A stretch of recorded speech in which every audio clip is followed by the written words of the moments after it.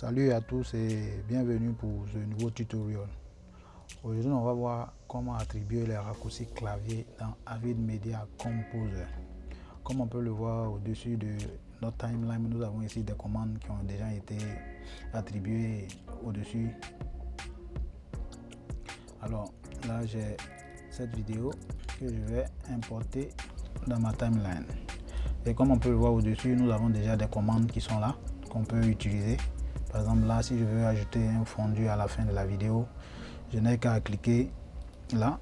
Et là, comme ça, ça me donne un fondu au noir devant.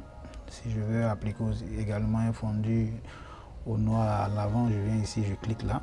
On va voir que ça me donne aussi un fondu au noir à l'avant et un fondu au noir à l'arrière. Pareil pour les autres touches. Si je veux par exemple séparer l'audio de la vidéo, je clique là. Les deux plans sont séparés. On peut déplacer la vidéo sans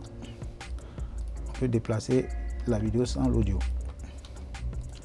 Maintenant, en ce qui concerne les raccourcis clavier, on va venir là dans Fichier, on va faire Paramètres. Dans Paramètres, on va venir là dans User. Et dans User, on va descendre jusqu'à Keyboard ici. Ici, nous avons un peu la représentation de notre clavier et on voit l'attribution des commandes aux différentes touches de clavier. Donc là, si nous voulons changer des raccourcis clavier, on va venir là dans Outils, on va venir là Palette de commandes et dans la palette de commandes, on a un peu tout ce qu'on a comme commande dans Avid Media Composer. Par exemple ici, déplacer, on va avancer d'une image, reculer d'une image, on peut attribuer tout ça à des touches. On peut attribuer tout ça à des touches. Tout ce qu'il y a ici, on peut les attribuer aux touches qui ne sont pas encore utilisées ou même à des touches qui sont déjà utilisées. Par exemple, si je veux attribuer cette commande-là, avancer d'une image, on voit que c'est déjà appliqué là. Mais par contre, si je veux, c'est juste pour montrer comment l'appliquer. Si je veux l'appliquer à une touche, je clique gauche, je maintiens et je déplace sur la touche, je laisse.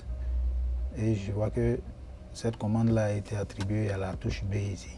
Maintenant, dans cette palette de commandes, on a la possibilité de travailler directement sur la palette de commandes là. Et sans passer des raccourcis clavier. On peut, si on veut le faire, on vient là, on va cliquer sur palette active. Si on clique sur palette active, dans ce cas-là, maintenant, on n'aura plus besoin du raccourci clavier là pour travailler. À partir de là, si je veux par exemple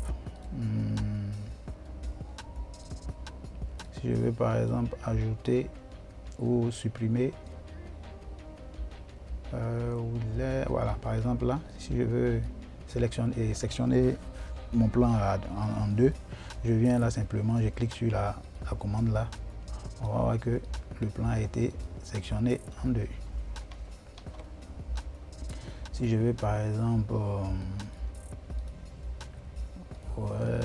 voilà, si je veux par exemple ajouter un fondu à la fin de ce plan, je viens là directement là sur la palette de commandes, je peux appliquer toutes mes commandes que je veux au fait.